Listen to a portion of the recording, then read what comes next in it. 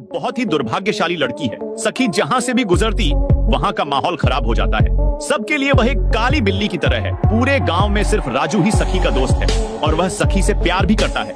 एक दिन ये दोनों आपस में बैठे होते हैं और तभी राजू को याद आता है कि सखी बचपन से ही निशाना मारने में तेज है, तो इसीलिए वह सखी को कर्नल के पास ले जाता है जो इंटरनेशनल के लिए खिलाड़ी खोज रहा था। सखी उसके सामने निशाना लगाती है और उसका निशाना देखकर वह कर्नल उसे चुन लेता है और उसकी ट्रेनिंग शुरू कर देता है। इधर सखी राजू से मिलने नहीं आती तो वह सोचने लगता है कि सखी और कर्नल का कोई चक्कर तो नहीं चल रहा। यही देखने वह सखी के पास आ जाता है। वह देखता है कि सखी कर्नल के पांव में मालिश कर रही है। यह देखकर उसका शक और भी बढ़ जाता है, इसीलिए वह अब सखी से दूर रहने लगता है। एक दिन सखी राजू को मिलने के लिए ढूंढती भी है पर राजू नहीं मिलता। अगले दिन वह बिना राजू से मिले ही कर्नल के साथ कंपटीशन के लिए चली जाती है। हैदराबाद में कर्नल सखी को मॉल घुमाने के लिए ले जाते हैं। वह दोनों एक ही होटल में रुकते हैं और इस दौरान सखी कर्नल को पसंद करने लगती है। वह कर्नल के सामने अच्छे से तैयार होकर भी आती है। अब सखी कर्नल को पसंद करने लगी थी।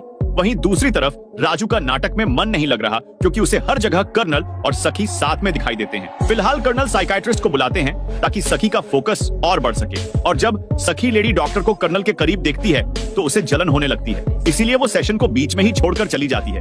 अब ये बात कर्नल भी समझ चुके हैं कि सखी उनके बारे में क्या सोच रही है, इसलिए वो सखी को समझाने की कोशिश करते हैं कि मेरी उम्र 50 है और तुम्हारी 25। तुम्हारे और मेरे बीच एक गुरु और शिष्य का रिश्ता है। तुम मेरी इज्जत करती हो और तुमने इसे प्यार समझ लिया। तुम इन सब चीजों को दिमाग से निकालो और कंपटीशन में लगाओ। यहाँ पर सखी उनकी बात हंसकर टाल देती है। इधर राजू अपना परफॉर्मेंस अच्छे से कर रहा होता है, लेकिन जब वो सखी को कर्नल के साथ देखता है तो वो फिर से भ्रमित हो जाता है और अपने डायलॉग को भूलने लगता है। परफॉर्मेंस के बाद जब सखी राजू से मिलने आती है तो वो उल्टा उसे ही सुनाने लगता है कि जब से तुम मेरी जिंदगी में आई हो तब से मेरी जिंदगी में कुछ अच्छा नहीं चल रहा और अब समझ आया कि सब लोग तुम्हें बैड लक सखी क्यों बुलाते हैं। इतना सुनकर सखी रोने लगती है और वहाँ से चली जाती है।